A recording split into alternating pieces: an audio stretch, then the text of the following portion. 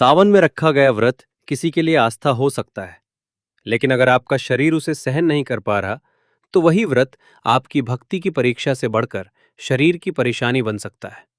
कई लोग सावन आते ही सोमवार का व्रत शुरू कर देते हैं। सुबह से बिना खाए रहते हैं, पानी कम पीते हैं और सोचते हैं जितना कठिन व्रत उतनी बड़ी भक्ति। लेकिन यही एक ऐसी बात है जिसे अक्सर नजरअंदाज कर दिया जाता है। हर व्यक्ति के लिए व्रत रखना सही नहीं होता। कल्पना कीजिए, एक व्यक्ति सुबह पूजा करता है, दिन भर बिना भोजन के रहता है और शाम होते होते उसे चक्कर आने लगते हैं, कमजोरी महसूस होती है या शरीर जवाब देने लगता है। ऐसे समय में सबसे जरूरी सवाल ये नहीं है कि व्रत टूट जाएगा या नहीं। सवाल ये है, क्या आपका शरीर इस व्रत के लिए तैयार भी है? सबसे पहले उन लोगों की बात जिन्हें बिना चिकित्सकीय सलाह के लंबे समय तक उपवास नहीं करना चाहिए। जिन्हें मधुमेह है, उनके लिए लंबे समय तक बिना भोजन के रहना खतरनाक हो सकता है, क्योंकि शरीर में ब्लड शुगर का संतुलन बिगड़ सकता है। खासकर अगर कोई व्यक्ति शुगर कम करने वाली दवाएं या इंसुलिन लेता है, तो व्रत रखने से पहले डॉक्टर की सलाह लेना बेहद जरूरी है। लेकिन कहानी यहीं खत्म नहीं होती।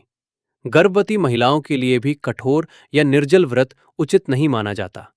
गर्भावस्था में शरीर अकेले अपने लिए नहीं, बल्कि गर्भ में पल रहे बच्चे के लिए भी पोषण और पानी की जरूरत पूरी कर रहा होता है। ऐसे में केवल धार्मिक परंपरा के दबाव में शरीर को भूखा या प्यासा रखना समझदारी नहीं है। और एक वर्ग ऐसा भी है जिसे लोग अक्सर भूल जाते हैं, छोटे बच्चे और किशोर। उनका शरीर अभी विकास कर रहा होता है। उन्हें नियमित ऊर्जा, पोषण और पर्याप्त पानी की जरूरत होती है।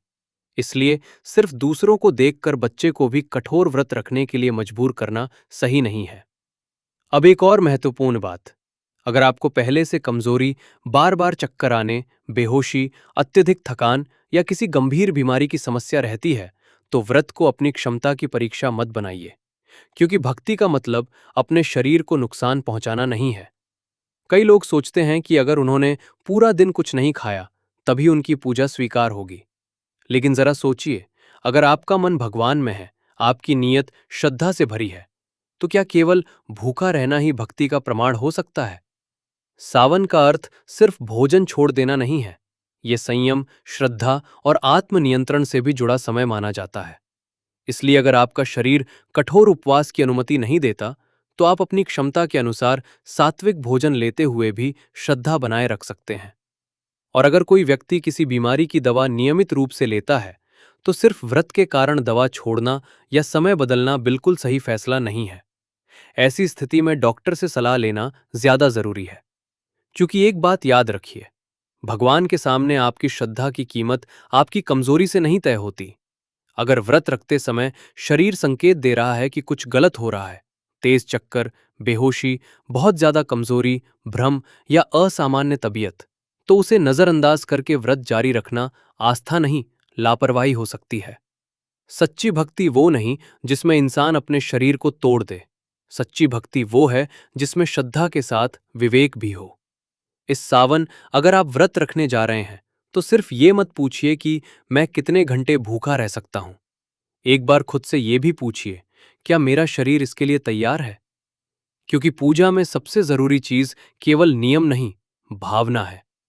और शायद सावन की सबसे खूबसूरत सीख यही है, भगवान को आपकी भूख से ज्यादा आपकी श्रद्धा और आपके विवेक की जरूरत है। अगर आपके घर में भी कोई सावन का व्रत रखता है, तो कमेंट में बताइए, आप व्रत में क्या मानते हैं, कठोर उपवास या अपनी क्षमता के अनुसार संयम?